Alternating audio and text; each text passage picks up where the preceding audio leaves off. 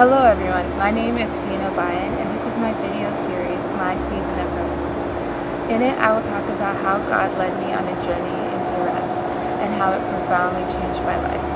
This series will be in 5 parts. I will talk about my life before rest and the impact it had on my spiritual life, my emotional life, and my relational life. And I'm hoping to present you with a few ministry resources and Bible verses along the way. This series will be in 5 parts. And I hope you enjoy it, and God bless. Hello. So I believe I was literally born driven.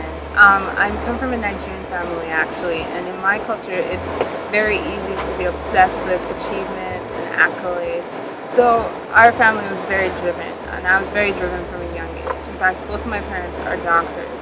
And although I was never driven towards the sciences, I know around the age of 5 I had very grandiose dreams. I wanted to be an acrobat, a singer, and a marine vet that rides dolphins all at once.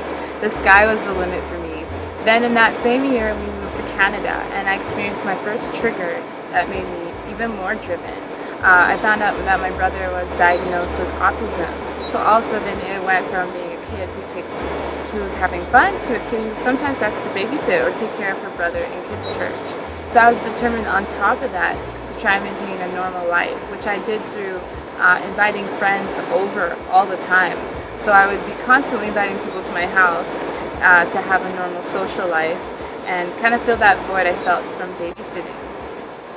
My second trigger was high school. My family was finally able to get some respite, which gave me a lot of free time, which gave me permission in my mind to join as many clubs as I wanted to. So I did. I joined every single club I possibly could. I remember spending hours at school, being there from 7 a.m. to 7 p.m. because I was in clubs like wrestling, debate club, band, jazz choir, vocal jazz, jazz band, track, and the list went on and on and on, even musical, and with a full course load. So of course I made a lot of friends and I had a lot of connections, but I remember that in those short times in between that I had to myself, I would be surprisingly tired, I would feel empty, and I'd feel surprisingly alone. And I would push those feelings aside and assume, well, maybe it's because I'm not doing anything. And being busy meant I was productive and I had a life and it was socially acceptable. So I would push those feelings aside and try and always return to that state of being busy. My third trigger was when I got accepted to the Canadian College of Performing Arts. This was the school for me. Our schedule was from 9 a.m. to 9 p.m. and we were dancing 4 times a week.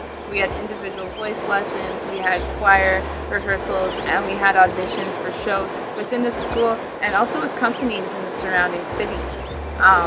For me, I thought that was the perfect combination, and I did this for 2 years. Even before I was graduating, I was supposed to have these theater contracts, and right before, 3 days before my grad, my body just crashed.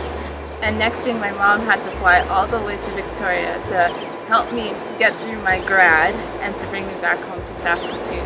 So for the first time in my life, I had health issues. I was getting my thyroid checked, I was getting blood tests, and nobody could really figure out what was wrong. I also lost 20 pounds. I was 20 pounds underweight for the first time in my life, and I didn't even notice when I lost this weight. So that was a real wake-up call for me, and it was really hard during that process to see my friends doing their theater auditions and getting gigs in acting and singing while I was here at home figuring out what was wrong with my body. But I knew I needed a change, and I knew I couldn't live the lifestyle that I had once led. Before I moved to Victoria for that college, I had done a year of university, and I was able to handle 3 jobs and have a full course load. But after that experience moving back, I could barely do full hours at the one job I had, and I had to take fewer classes. I knew I needed a change, and I learned with God that change is just around the corner. In Matthew 11:28, he says, "Come to me, all who are weary and heavy laden, and I will give you rest."